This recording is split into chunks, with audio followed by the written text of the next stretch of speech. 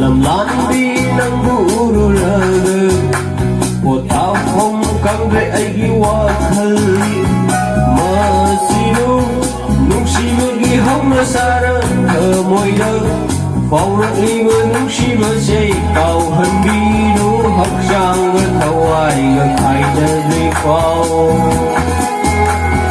Kauhan bino haksang Kataway Gakay na lipaw